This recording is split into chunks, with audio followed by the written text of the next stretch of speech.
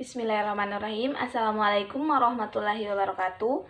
Perkenalkan, nama saya Halifah Syuraka dengan stambuk F1C1 19010 dari jurusan Kimia Fakultas Matematika Ilmu dan Pengetahuan Alam Universitas Halu Oleo.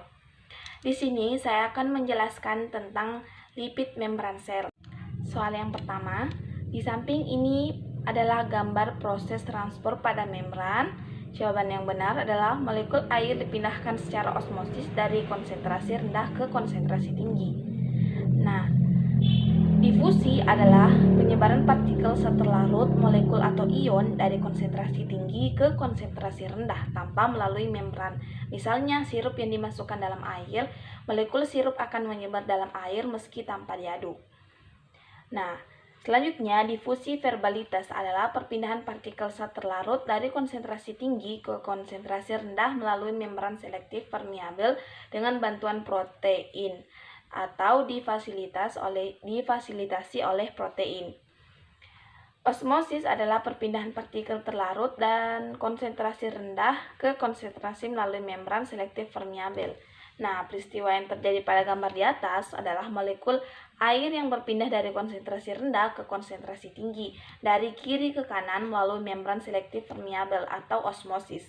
Kemudian, ion garam berpindah dari konsentrasi rendah dari kanan ke kiri melalui membran selektif permeabel atau difusi pervasibilitas. Soal nomor 2, bagian 1, 3, dan 5 adalah pada gambar di atas.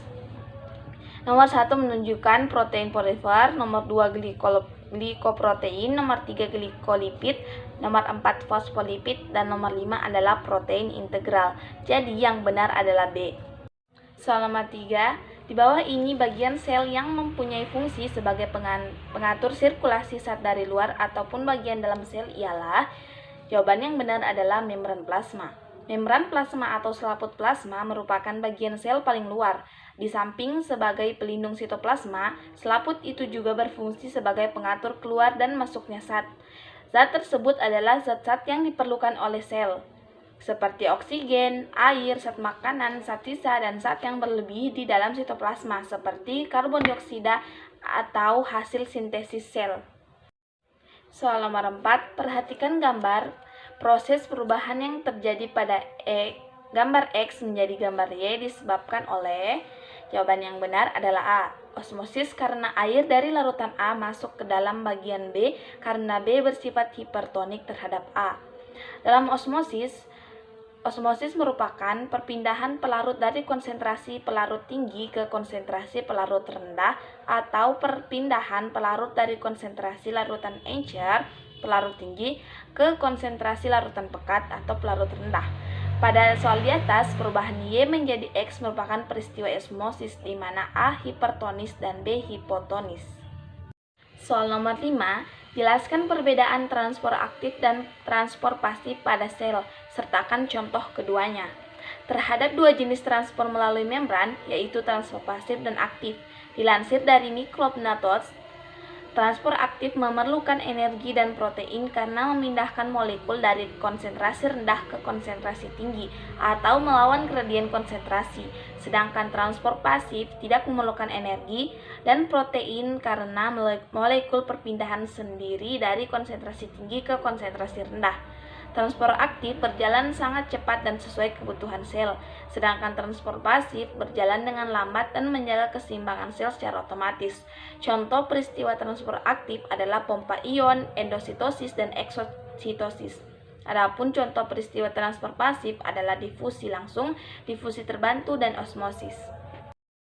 Soal nomor 6, pernyataan manakah yang tepat mengenai transport pasif di bawah ini? Jawaban yang benar adalah molekul bergerak sepanjang gradien konsentrasi. Molekul bergerak sepanjang gradien konsentran. Transport pasif merupakan transport ion molekul senyawa yang tidak memerlukan energi dan saluran protein untuk melewati membran plasma dan melibatkan molekul atau zat terlarut yang mengalir sepanjang gradien konsentrasi. Soal nomor 7, endositosis terjadi pada peristiwa. Jawaban yang benar adalah endositosis terjadi pada penangkapan kuman oleh sel darah putih.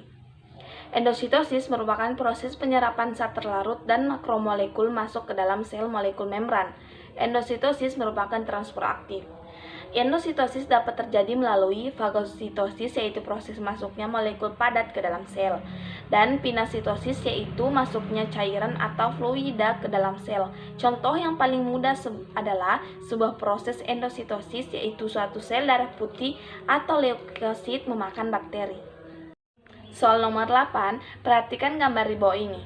Proses transport zat yang menyebabkan perubahan dari Y menjadi X seperti pada gambar tersebut karena peristiwa osmosis di mana A hipertonis dan B hipotonis. Osmosis merupakan molekul air yang berpindah dari konsentrasi rendah atau hipotonik ke konsentrasi tinggi atau hipertonik melalui membran selektif permeabel. Soal nomor 9, berikut merupakan mekanisme transport zat melalui membran: difusi, endositosis, osmosis, pompa ion, eksositosis. Difusi dipermudah.